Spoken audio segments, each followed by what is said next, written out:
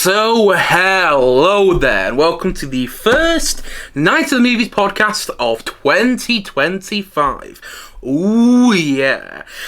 I'm Sprite Knight, and in these podcasts, I like talking all things movies and TV, and whatever I want, whenever I want.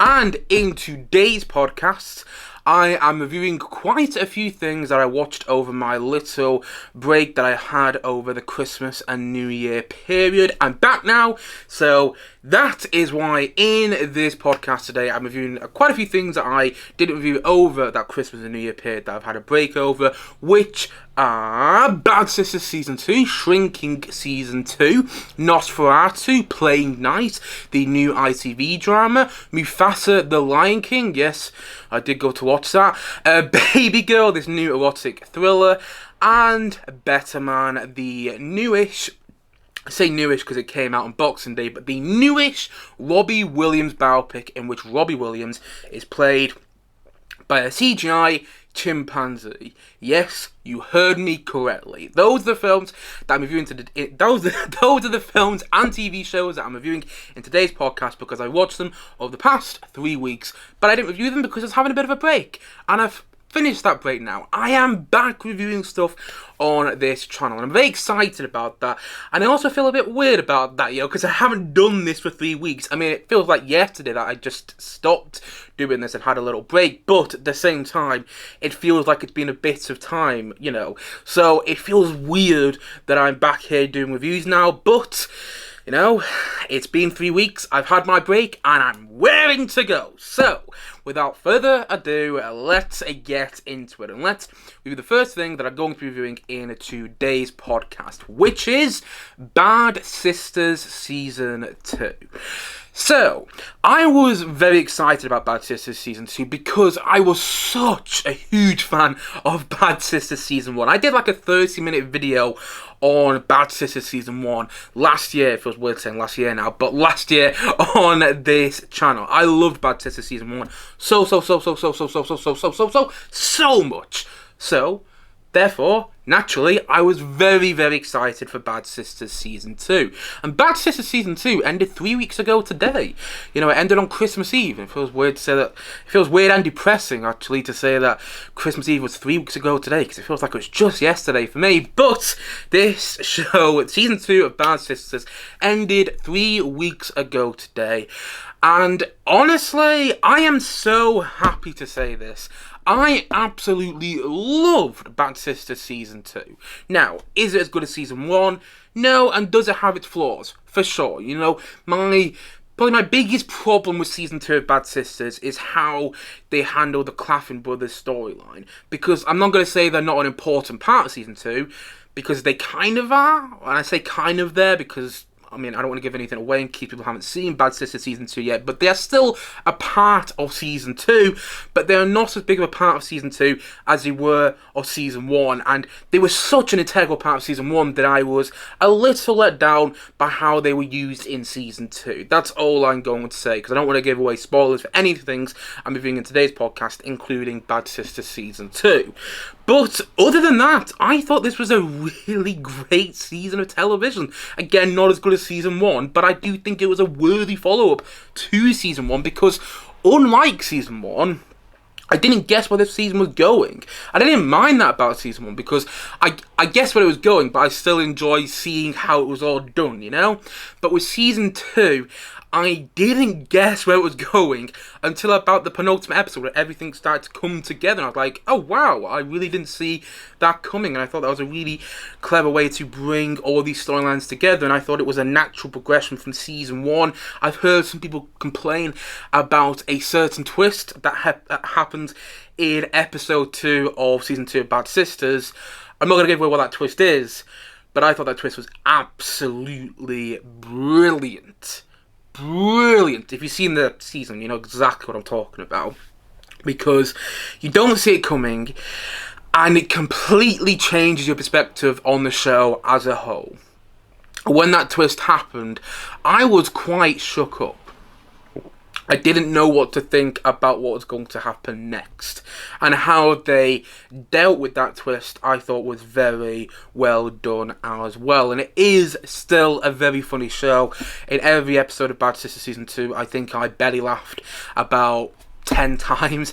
And I love watching these characters still. I love how their storylines progress. I love the character development with all the characters. I found all the storylines just as engaging as the first season. Some actually more engaging than the first season.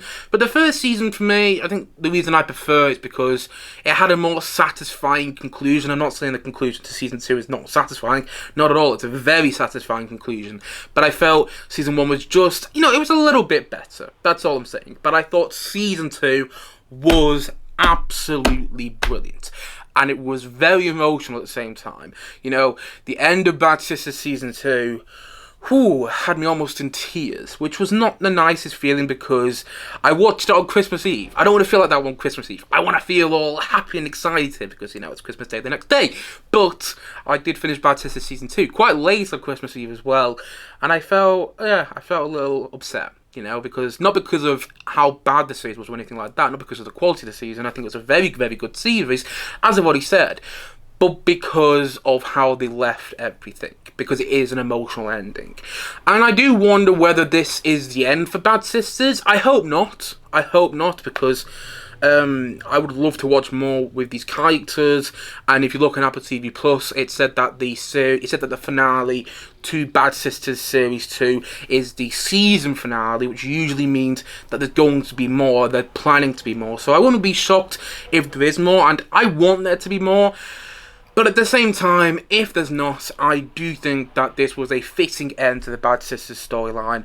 And yeah, a worthy follow-up, as I've already said, to Bad Sisters Season 1. I absolutely loved it. And so, all in all, I'm going to say that Bad Sisters Season 2, I'm going to say that it's a 9 out of 10. So, let's move on to the next thing that I'm reviewing in today's podcast, which is Shrinking Season 2. So, Shrinking Season 1, I really liked. It was a very nice surprise, particularly Harrison Ford. I didn't know Harrison Ford could be that funny. Like, I've seen Harrison Ford do comedy before. He's funny at times in the Indiana Jones films, and I watch the Indiana Jones films at least, 3 times a year, particularly the first 3 Indiana Jones movies. I think Harrison Ford can do comedy very well, but I didn't realise he could do comedy this well until I watched Shrinking Season 1. Was it a couple years ago now? Wow, it was weird to say that was a couple years ago, but apparently it was. So yes, I really liked Shrinking Season 1. So, naturally, I was therefore very excited to watch Shrinking Season 2. And I was a bit late to it. I only just got around to watching it during the break that I've just been on, the Christmas and New Year break that I've just spoken about, before. And after finishing Shrinking Season 2, honestly, my thoughts are that it was a solid series. I'm not going to say it was a great series, because I don't think this is a great comedy show. I mean, it's not just a comedy show, it's a dramedy, if you want to use that phrase, It's a dramedy in that it's got a lot of drama and a lot of comedy in there. It balances this drama and comedy very well. But I don't think this is a great dramedy. I think it's a really good dramedy, but I don't think it's nearly... Okay, I'm not going to say that. I was about to say I don't think it's nearly as good as it could be. No, I do think it is really good, but I think it fails. But I don't think it's quite great for 2 big reasons. First of all, it feels very American, and I don't mind that on some comedy shows. Some of my favourite comedy shows are American, But at the same time, I was watching the last episode of Shrinking Season 2. And again, not to go into too many details, because I don't want to give away any spoilers for any of the things I'm reviewing in today's podcast, but literally every single character who has been in Shrinking shows up in the final episode of Season 2, and I was a bit like, really? This wouldn't happen in a British sitcom. It wouldn't happen in a British show. And, I didn't love that. It felt a bit forced with all the characters coming together. And it's got this American feel to it, which, I don't know, just stops me from loving it personally. It's just a thing with me. When a show feels like it's too American, it's one of the reasons I don't love Friends, because it feels very American. And I think, Shrinking also falls into that same trap. And my second big problem with Shrinking Season 2, and this is a subjective thing, I mean, humour is probably the most subjective thing ever when you really think about it, but this is a very subjective thing. And the second big reason that I don't love Shrinking Season 2 is because it has a lot of rude humour in. And I don't mind rude humour, rude comedy in a sitcom. Some of the best sitcoms of all time have rude humour in. The Office, both the US version and the UK version of The Office, have rude humour, and quite a bit of rude humour. So does Friends, so does Frasier, so does The Big Bang Theory, so does probably Simpsons, Family Guy's got loads of it, and look how successful Family Guy is. I mean, I'm not really a fan of Family Guy, so it's probably not a good example there, but The Simpsons have a lot of rude humour in as well. The point I'm making is, if you look at the best sitcoms made of all time, or if you just look at really fantastic sitcoms, the chances are they have a lot of rude humour in. That is key to a great sitcom, in my opinion. But the rude humour in some of the best sitcoms feels necessary. And again, I don't mind some rude humour, and some of the rude humour in this season of Shrinking did work for me, but there's also some rude humour which I did feel was unnecessary and did not need to be there. And it did get to the point where it felt like they were relying on rude humour in order to try and make things funny, but it didn't really work in their favour. I did not think this season of Shrinking personally was as funny as season 1, because it felt like it relied more on rude and unnecessary rude humour at that, and that was my second big problem with it. So yeah, my two big problems with Shrinking season 2 is that it feels very American, and I mean very American, and also my second big problem is that there's a lot of unnecessary rude humour in it. That being said, it's still really good to watch. I enjoyed myself watching Shrinking Season 2, or watching every episode of Shrinking Season 2, should I say, quite a bit, because of Harrison Ford and Jason Segel. These two, in my opinion, carry the show on their backs. Harrison Ford is so funny in this series. He is so funny, and he plays his character so well, and I believe that is his character is going through Parkinson's, and I think they deal with the Parkinson's storyline. I think it's going through Parkinson's. I might be wrong there, apologize if I am, but he plays his character going through Parkinson's very believably.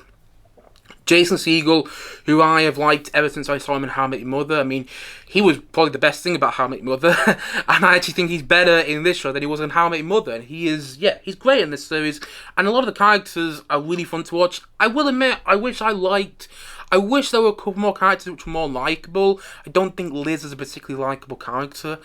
That's just me. But yeah, I do enjoy watching the characters for the most part, and each episode of Shrinking has messages in there which don't feel spoon-fed, and I liked that quite a lot. They feel really well written into the show and intertwined into what's happening, and I think that's really well done, and probably the greatest strength to Shrinking as a whole. It just doesn't quite achieve greatness for me because, like I've already said, it feels very American, and it has a lot of unnecessary rude humour in there, and also because I don't love all the characters. I wish there were some characters which are more likeable, but it's still a worthwhile dramedy, if you will, to watch.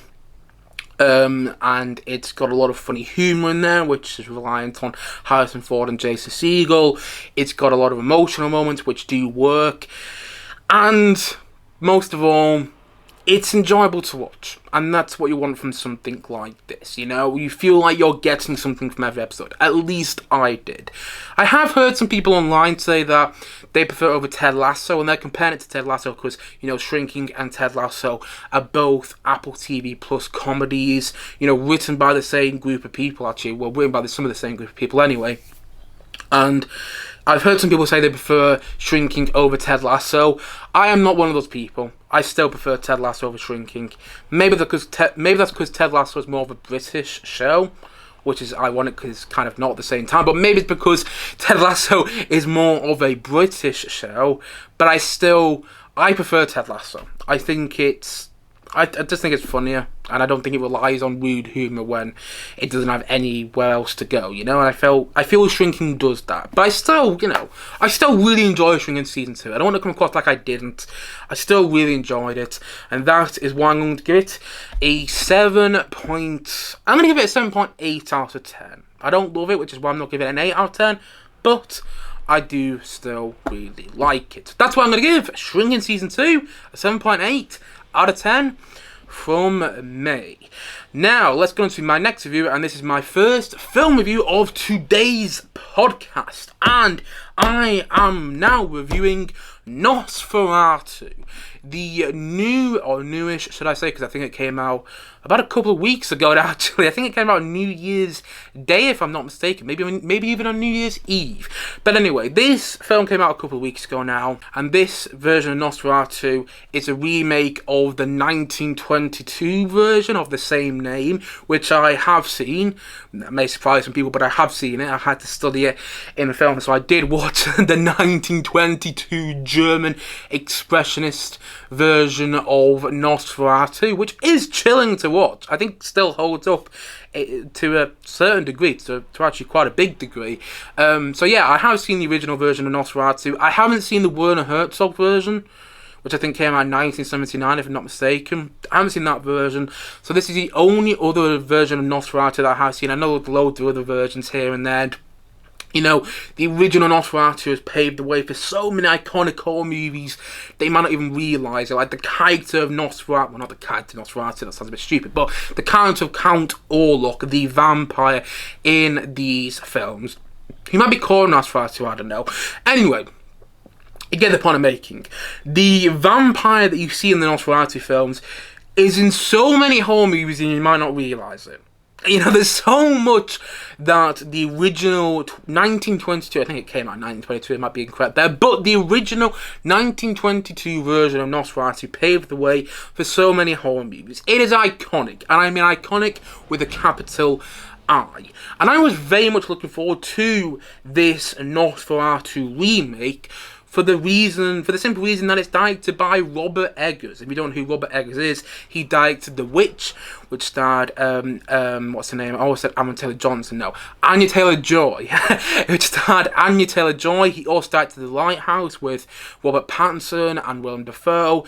I didn't really like The Lighthouse. I liked The Witch quite a lot. I thought The Witch was a very compelling horror movie, but I didn't really like The Lighthouse because I didn't have a clue what was going on in it. You know, it felt like it was made for cinephiles who enjoy high art, and you know, sometimes those sort of films work for me, sometimes they don't, and in the case of The Lighthouse, it didn't really work for me personally. But then he also made, what else did he make? He made The Northman as well, I think. Yeah, he made The Northman. I think he made something else, if I'm not mistaken. If I've forgotten, I don't know. You know, I can't remember if he's made something else, but he also made The Northman. I think that was his latest film before this movie, which starred Alexander Skarsgård as a Viking, if I remember correctly. And The Northman, I liked quite a bit. I really liked The Northman. I didn't like it as much as when I watched it the second time around, but I still think it's a very well made film that's engaging and visceral, and yeah, really fantastic movie. And so because he directed The Witch and The Lighthouse, I was very excited to see what he's going to do with Nosferatu. You know, it's 2 out of 3 in my book. I didn't like The Lighthouse, but I very much enjoyed The Northman, and I really liked The Witch. So, because of my liking of 2 of his 3 previous movies, I was really interested to see what was going to do with this film. And I watched it a little bit late because I wasn't feeling too well after New Year's. And I'd heard all this buzz surrounding the movie, people saying it was like one of the best horror movies to come out of the past decade. I'm like, wow, that's high praise. So let's see if it's going to be any good. And after seeing it about a week or so ago now, I hate to say it, but this film wasn't for me. I don't think it's terrible. Not at all. I don't think it's terrible. And it's very well acted, it's very well crafted, It's very well shot. You can see that so much effort and time has gone into making this film. There is some scary imagery in there which has stuck with me since seeing the film. It's mostly very well acted. I said it's very well acted before. It's mostly very well acted. There's one bad performance which really stuck out to me. So yeah, it's got a lot of perks, is a point I'm making. And I didn't hate it. I didn't really dislike it that much. It just wasn't for me. And that's totally fine. Not every film I see at the cinema is going to be for me.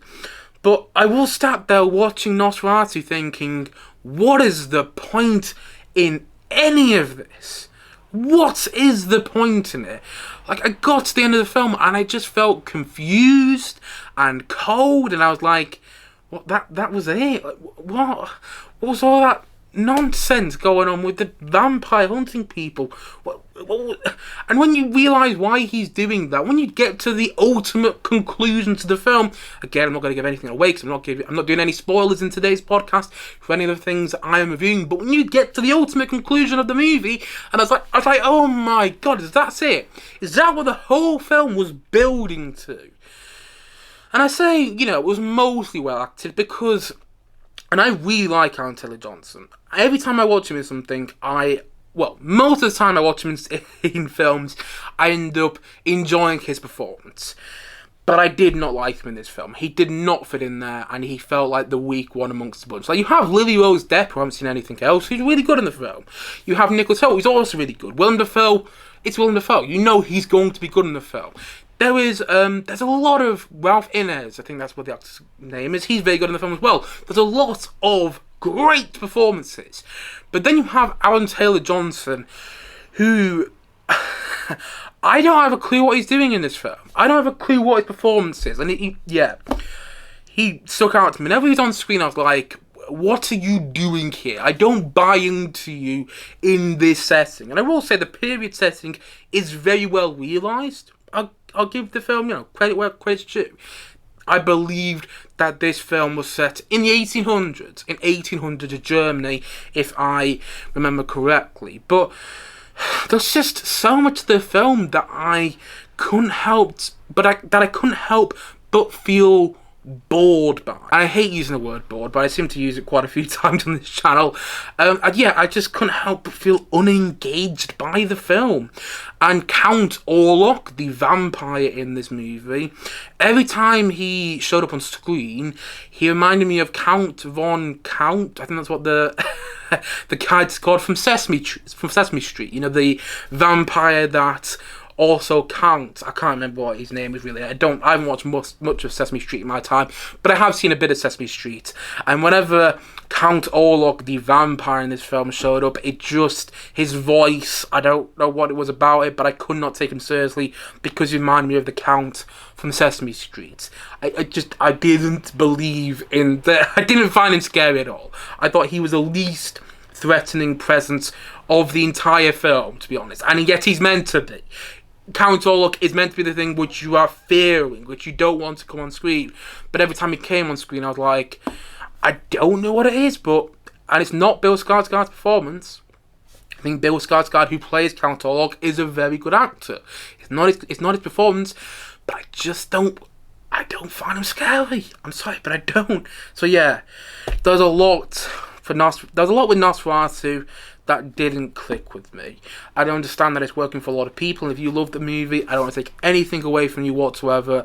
I'm so happy when someone loves a movie more than I do, or when someone likes a movie more than I do. But I felt that Nosferatu was disappointing and left me feeling cold and confused, and that's not what I wanted from it. I wanted to feel scared. I wanted it to get under my skin and make me feel terrified as to what was going to happen next. But I didn't. I just didn't care what was going on when the film was happening. Nothing about the film made me care about its characters, and nothing about the film really made me care about what was happening in it whatsoever. I actually felt the film leaned more on the silly side as well, particularly towards the end. So yeah, Nosferatu wasn't for me. And I feel bad giving it a rating because it wasn't for me. And not every film is going to be for me. And, so I do feel bad giving it a rating, but I am going to give it a rating because I give every single thing that I review on this channel, film or TV, I give them a rating. So I'm going to give Nosferatu a rating. And I'm going to say that it's a 5 out of 10. There's a lot of very well crafted aspects of the film. I'm not taking that away from it. It's a very well shot movie. But just so much of it had me confused and unengaged. And that's why I'm going to give it a 5 out of 10. So yes, that's my opinion on Nosferatu. Now back to TV, and now I'm going to review the final TV show. Yes, I think this is the final TV show that I'm reviewing in today's podcast, and that is the new ITV drama Playing Nice, which stars James Norton and is currently on ITVX, the ITV streaming channel. So I decided to watch this a couple of days ago now because I thought the concept of it sounded very interesting. It's a 4-part drama about these two young boys who were mixed up at birth. The babies were swapped at birth, and when the parents find out, when the boys are a little older, about 5 years old or so, when the parents find out, or when the parents of these two boys find out, they come together and try and make an agreement so that the parents can be in each of the boys' lives. Hopefully I'm making sense there. They come together so they can make an agreement so that the parents can be in each of the boys' lives. However, things get complicated when one of the dads of one of the boys wants more than to just be in the other boy's life, and actually has more planned. And actually, he wants more from the other boy's life. I don't know how much I'm going to make sense there, but basically, when these two parents come together, when these two families come together, things get complicated. And I mean complicated with a capital C. And honestly, I thought this was a solid TV series. Now, could it have been better? Yes. And it does have its flaws. I'm not going to dwell on the flaws, though, because of how engaging I found this drama. I liked the questions that it posed upon its viewers. What would you do in this situation? I thought the performances carried the show. I thought James Norton was fantastic. But I thought that the standout performance was actually from, and I'm going to mispronounce the name here, so apologies in advance, Naima Algar. Apologies again if I mispronounce the name, but I thought the standout was her as the mother to one of the boys. I thought she was very compelling to watch just in her performance alone. And I like the twist that the drama took. I found it, like I said before, engaging to watch, and I thought it was a... as far as ITV dramas go, because a lot of them are like Broadchurch, because Broadchurch was an ITV drama, and that kind of, that made all these other ITV dramas after it want to be like it, because Broadchurch was such a success, and I really liked the first season of Broadchurch.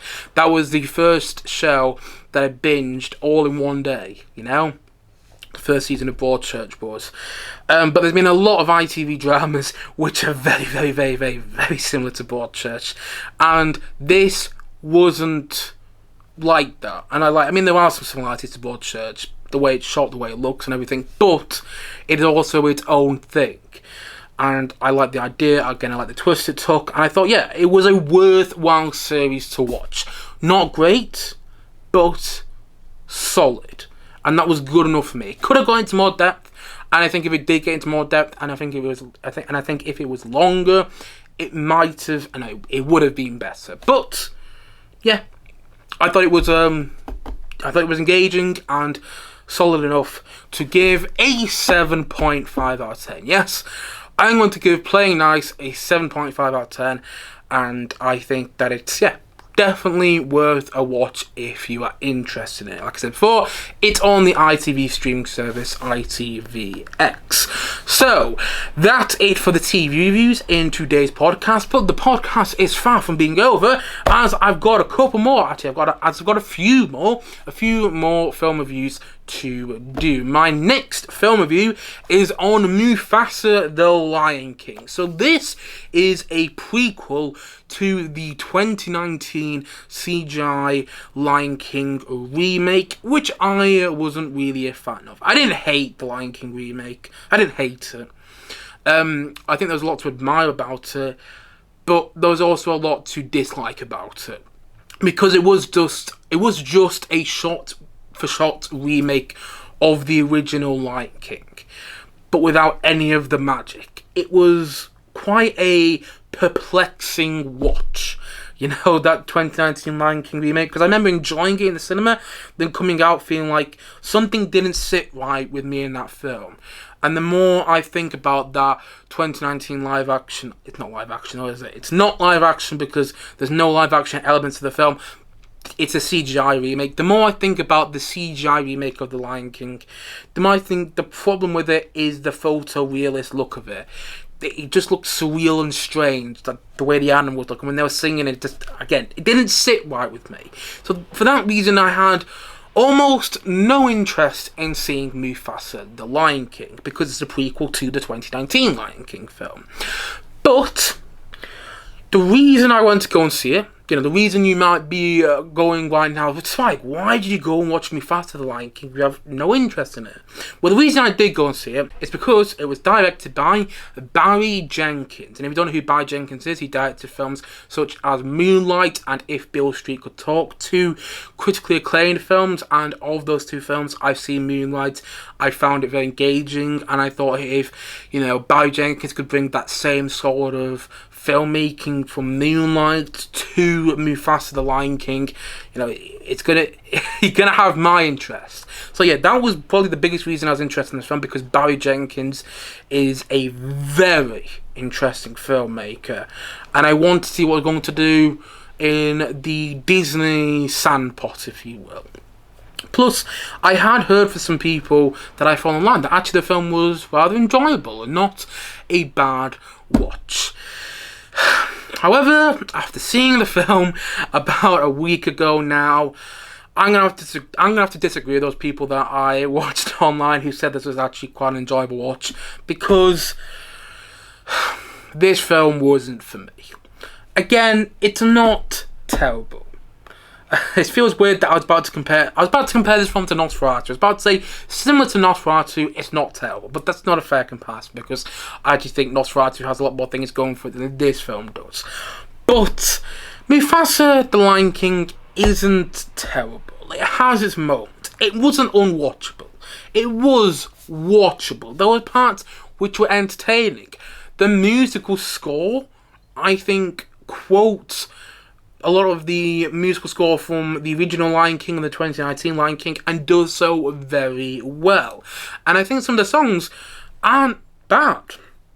There's some songs which are kind of catchy, and I say kind of there because they're not that catchy, but as far as songs in musicals go, or songs in modern day musicals, should I say, they work quite well. There's a song about how Scar and Mufasa have always wanted a brother. He's my brother.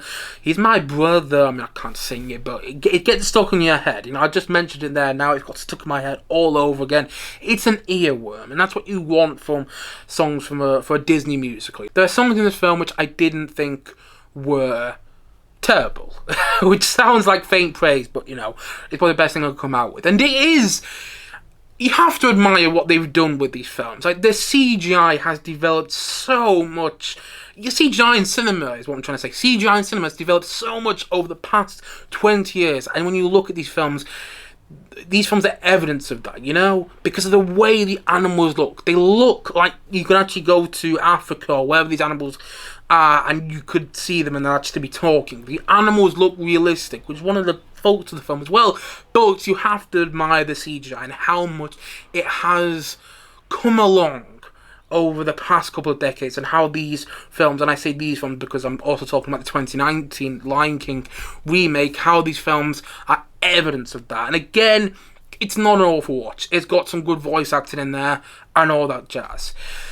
But the reason it doesn't work is because it falls into the same trap as many prequels. You follow Mufasa, you follow Scar, you follow the one who marries Mufasa, and you follow Zazu, the bird. You follow those 4 characters in this film. And the problem is, you know they're in The Lion King. You know they're in the film which is meant to be taking place after this. So you keep seeing Mufasa and Scar and Zazu and the one who marries Mufasa get into all these near-death situations. But you're sat there going, I know they survive. So it takes away any of the suspense of the peril that these characters get into. And I was sat there like, what's the point then? Like, it doesn't work around the problem of many prequels. It falls into the problem that many prequels fall into, like the Star Wars prequels. And clearly I'm a big Star Wars fan. If you don't believe me, just look behind me. Clearly I'm a big Star Wars fan. And one of the problems of the Star Wars prequels is that Obi-Wan survives. You know what's going to happen to Anakin. So when you see all the threads being intertwined together, it doesn't feel as good as it should do. And it's a problem with many, many prequels. And there's some prequels which manage to work around those problems and do so very well. I think that the Hobbit movies actually managed to work around them. Yes, you have, Bilbo, Gandalf, and Legolas in those films who are also in the Lord of the Rings films. So you know that Bilbo, Gandalf, and Legolas survive. But at the same time, there's a whole plethora of characters in the Hobbit movies which you don't know if they're going to survive or not. And when you see what's going to happen to those characters, and when you see what happens to those characters, it's not what you think. And I like how they work around that in the Hobbit movies. I'm not saying the Hobbit movies don't have flaws, but I think that's one of the strengths of the Hobbit movies. Same with the Andor TV show. I think the Andor TV show managed to work around the whole prequel aspect of it very well. Yes, Andor is a prequel to Rogue One, but there's only 2 characters in Andor, which are Cassian Andor, the main character, and Mon Mothma, which we know are in Rogue One and are in the Star Wars galaxy post the events of Rogue One as well. But similar to The Hobbit, there's a whole plethora of characters in the Andor TV show which we know aren't in Rogue One and aren't about in the Star Wars galaxy post Rogue One. At least we haven't seen them, so we don't know what's going to happen to them. And I think that's one of the reasons that the Andor TV series works so well. And there are other examples here and there. I can't really think of any off the top of my head right now, but the other examples are when prequels really work. But in the case of Mufasa, like I've already said, you follow a group of characters for the majority of the film that survive. So when you see them get into near-death situations, you're like, well, it doesn't matter because I know they survive. I know they make it out of this. There's no peril. There's no suspense for me. I'm not watching this in the cinema, gripping my seat, going, God, I wonder what's going to happen to Mufasa. I wonder what's going to happen to Scar, because I know they're in the next movie in the timeline. You know what I'm saying? And I feel that's its biggest flaw. And the film, I didn't mind it for the first half an hour, but once it just got onto all that, and once it just followed those same characters, which we know are in The Lion King, it lost me. And I do still think that the photorealist CGI look of the animals is surreal and strange to watch. We need to get away from doing these films with the animals with those looks. The Jungle Book remake kind of got away with it. And I mean kind of, because I don't think that's a great film, but it kind of got away from it because there was a live action element in there as well, because you had the kid. But it's one of the reasons that the 2019 Lion King film didn't work. And it's one of the reasons, yes, again, that Mufasa, the Lion King, does not work. At least it does not work for me. And with Barry Jenkins directing this film, I thought it was going to be something special.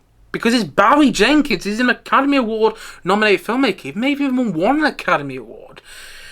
But I hate to say, but it wasn't. It wasn't something special. It could have been something special, but it wasn't.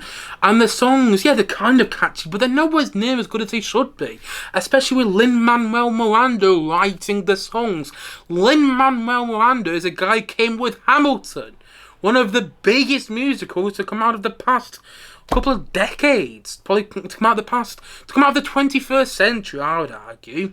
He also came up with the music for Moana. He was the guy who wrote the song "You're Welcome for the Wonderful World We Know," and he came up with the music for "In the Heights." He's done the music for so many things. He directed Tick, Tick, Boom, which is such a good film. But I did not think the songs were catchy enough in this film. Yeah, they're earworms, but they're not great. They're not great, and they could have been with Lin-Manuel Miranda writing them. And they should be. Yeah, there's just a lot of missed opportunities in there. And the last thing that I'm going to say about this film is there is a lion villain all over again. It feels like they can't have any other villains in these films apart from lions in any of the Lion King films. I'm like, well, why are we having a lion villain all over again? Because, I don't know, that didn't work for me either. And none of the film wowed me. I wasn't sat there watching the film going, wow! And I wanted to. And with a film like this, you should be getting that. But I didn't. Yeah. Its biggest flaw is that it falls into the problems that so many prequels fall into. In that you're following a group of characters that you know survive. So it takes away from any suspense or any, engagement with the film for the most part. Again, not terrible, but not for me. That's what I'm going to say in regards to Mufasa the Lion King. And so, all in all, I'm going to say that Mufasa the Lion King, I'm going to say it's a 3 out of 10. Just one more problem that I thought about regarding Mufasa the Lion King, then I'll move on to my next review. They say in Mufasa the Lion King, they say in the film, that Mufasa means king. So when you really think about it, the title of this film is King the Lion King. What an awful title. Anyway, that was just my other problem with this film. So yes, as I've already said, Mufasa the Lion King is a 3 out of 10 from me. So let's move on to my next film review, which is very different to Mufasa the Lion King, and which is on Babygirl, the new erotic thriller starring Nicole Kidman, Harris Dickinson, and Antonio Banderas. Yes, Zorro and Puss in Boots himself. Oh God, I love when he voices Puss in Boots. I love Puss in Boots. I watched a bit of Shrek 2 over the break that I just had on this channel. Anyway, little tangent there. Yes, I was interested in this film. I wouldn't say I was looking forward to it, but I was interested in it because Nicole Kidman has been receiving Oscar buzz for her performance in this film. And some film pundits that I follow online who are very critical of movies were actually surprised by how much they enjoyed this film. So I was like, oh, is this going to be one of those films for me? And unfortunately it wasn't. Again, it's not terrible. I feel like I say that, I feel that's like my phrase in today's podcast. It's not terrible, but it wasn't for me. And that's, again, what happened here. The film left me feeling meh. I got to the end, I was like, meh, okay. I got it. I got the point of the film. I got what it was saying. But why? I didn't understand why Nicole Kidman's character in this film wanted to have an affair with Harris Dickinson's character. I mean, that's the plot of the film. She has the affair with Harris Dickinson's character. Then things go wrong because they basically work together. They're close colleagues. Nicole Kidman has this high-profile job at this, what looks like this packaging unit place. I don't really know. I wasn't too interested in her job in the film. The film didn't really make me interested in her job. But she's got this high-profile job. Then the job is bringing in new interns, and Harris Dickinson's character is one of those interns. And basically, Harris Dickinson's character signs up to work for Nicole Kidman's character to work closely with her.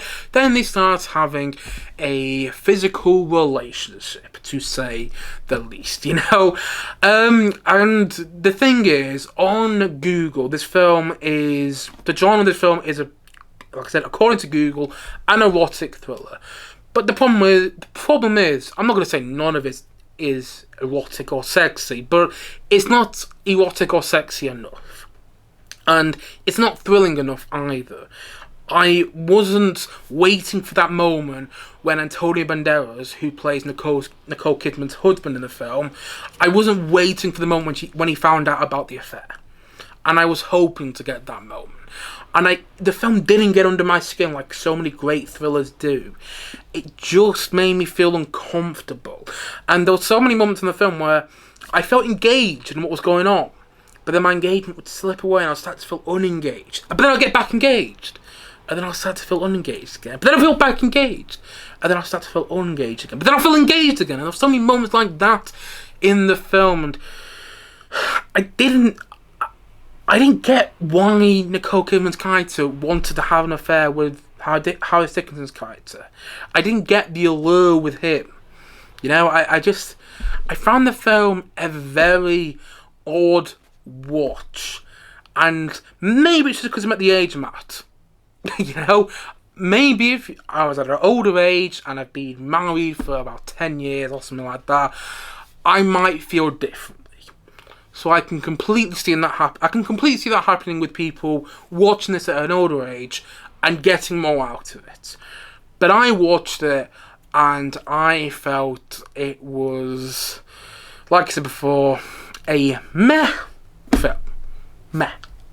Not terrible, but, you know, it wasn't for me. And I feel bad giving films a rating that aren't for me, but I'm going to give it a rating, as I did with Nosferatu, that also wasn't for me, because that's what I do on this channel. And that's why I'm going to say that Babygirl, I'm going to say it's a 4 out of 10. There's a lot of great craftsmanship that's gone into this film, but here's the thing. I just looked at my notes and I remembered I put this down, but I've almost forgot to say it. Here's the thing about Babygirl. I was sat there watching most of the film thinking, I'm not sure if this is working for me or not, but the ending is either going to make it or break it for me. And I hate to say it, but the ending didn't make it for me. It broke it for me. And that's one of the reasons that Babygirl did not end up working for me personally. And so, all in all, as I've already said, and as I'm going to say once more in today's podcast, Babygirl is a 4 out of 10 from me. So, let's get into my final review for today's podcast. And let's end on something positive. And that is my thoughts on Better Man.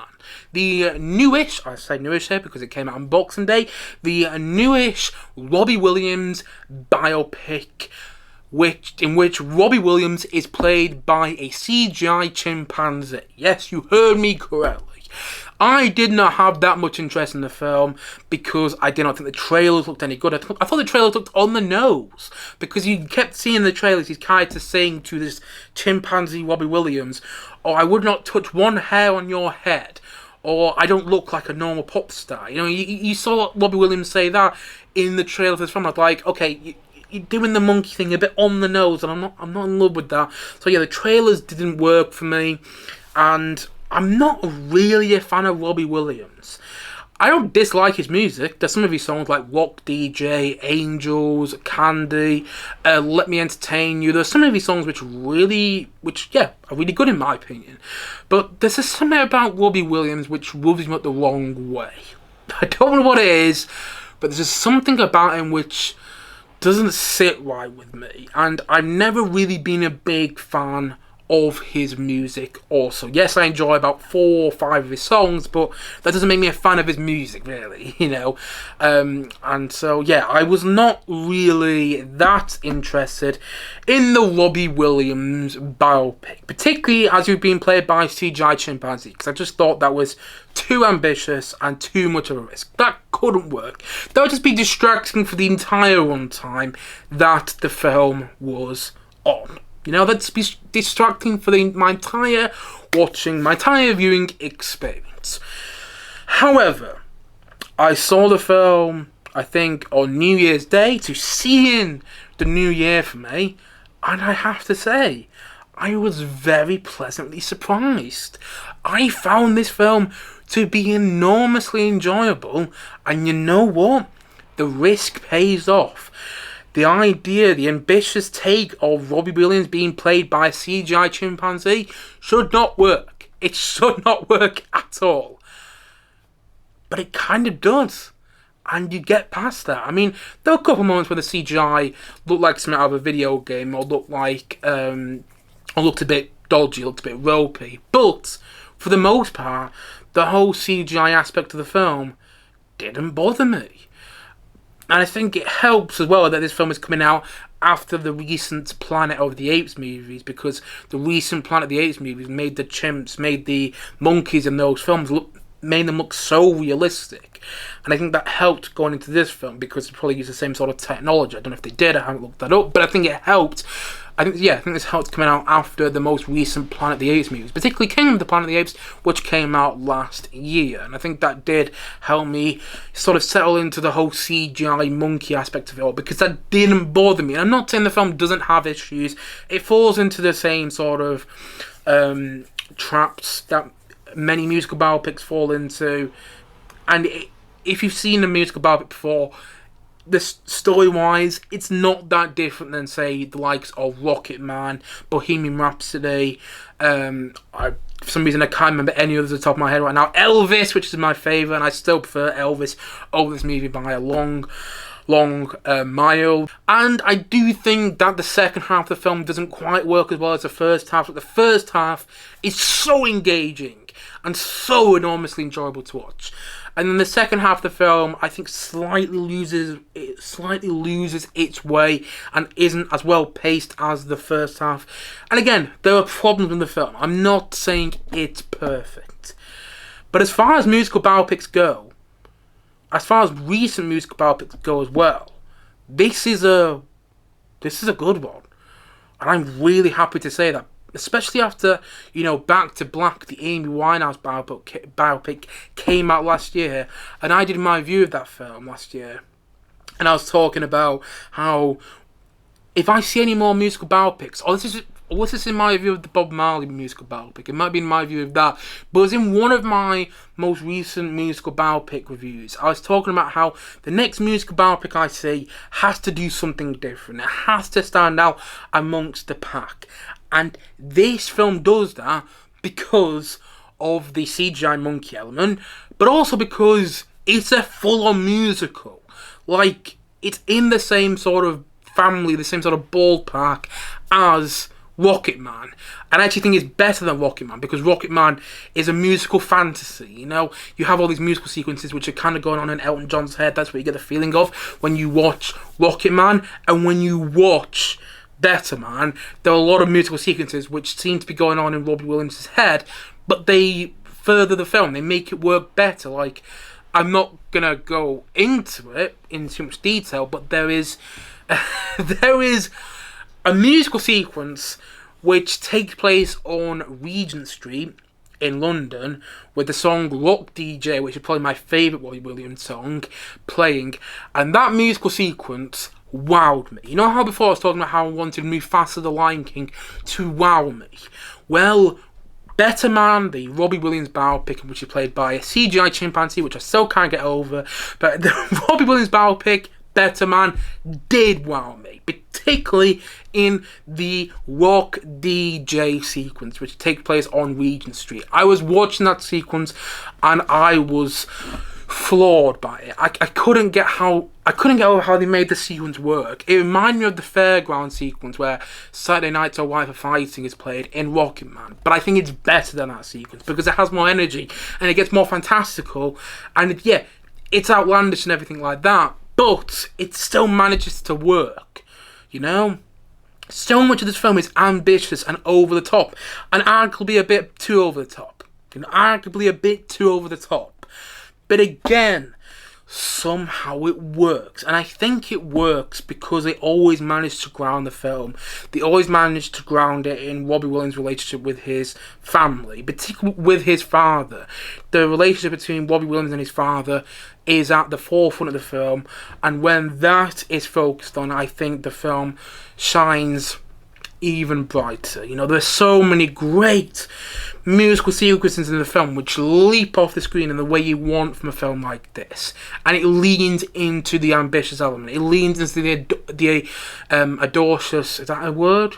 Yeah, the audacious, that's what I was trying to say, the audacious nature of the film, and that's why it works. It wears the fact that Robbie Williams is played by a CGI chimpanzee on its sleeve in this movie. It wears that on its sleeve, and because of that, It works, and somehow it works wonders. I was really surprised by this film. Again, it's not without its flaws, but this was the first movie that I watched in 2025. And was it the first movie I watched in 2025? You know what, I can't remember. I might watch it at the end of 2024. But either way, it was the best movie to see me out of 2024. And it was the best movie to see me into 2025 at the same time, you know? It just made me smile, and it got so engaged, and I was really into it. And I was shocked by that as well, because this film is directed by the same guy who made The Greatest Showman. And I'm one of those people who does not enjoy The Greatest Showman. I think it's way over the top, silly, and very American. But this film somehow gets away from all that. And I think it's Michael Crowley who directed the film. He also directed The Greatest Showman. I think he did a far better job on this film than he did with The Greatest Showman. So yeah, I actually kind of ended up loving Better Man. And that's why I'm going to give it an 8.5 out of 10. I would have liked to see a bit more of the reconciliations, because you get to see Robbie Williams' reconciliation with Gary Barlow towards the end of the film, and his reconciliation with his ex-girlfriend, Nicola Appleton. I think that's what the singer's name is. You get to see some of the reconciliation, but they kind of skim past that, and I would have liked to see more around the reconciliations with people in Robbie Williams' life that are important to the narrative of the film. But again, this film wowed me, and that's not what I expected to say about it. I am not really a fan of Robbie Williams, or wasn't before I went to come watch this film, but I have far more. I admire him a lot more now. I like him more because he's able to say, yeah, I was a dick in the past. I was not a good person. I messed up a lot, and I did a lot of terrible things, and I made a lot of big mistakes. But I'm telling my story, and I'm telling it the way I want it to be told. And you know what? Yeah, it works. It shouldn't work. Honestly, it really shouldn't work. The whole chimpanzee element of it still makes me think, how does this work? But, you know, somehow it does. And so that's why, once more, I'm going to say that the new, or the newish, Robbie Williams biopic, Better Man, is an 8.5 out of 10 from me. Anyway, guys, that's it for all my views in today's podcast. Man, it's been a bit of a long podcast, and I sometimes struggle on a long podcast, but you know what? I'm actually feeling alright today. So, yeah, if you have seen any of the films or TV shows that I reviewed in today's podcast, then please let me know your thoughts on them in the comment section below. And let me know your thoughts or my thoughts on the films and TV shows I reviewed on the films and TV shows that I reviewed, got it right there, that I reviewed in today's podcast as well. And as always, thank you for watching or listening to this podcast. And if you haven't yet, please do click down below and like and subscribe on this podcast. And look forward to many more podcasts and many more videos coming in 2025. Ooh, I've got a lot of things planned for this year. I may not be uploading like 3 times a week like I was doing in 2024. I may cut down to uploading like twice a week. I might still upload 3 times a week, just depending on how busy I am, because I am taking on more things now.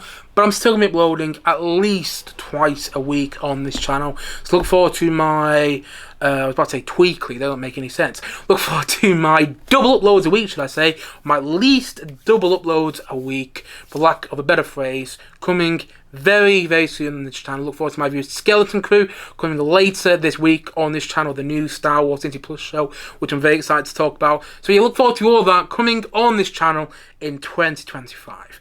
Thank you as always for watching or listening to this podcast. And yes, we got there in the end. I will see you guys again soon. But bye for now. Bye.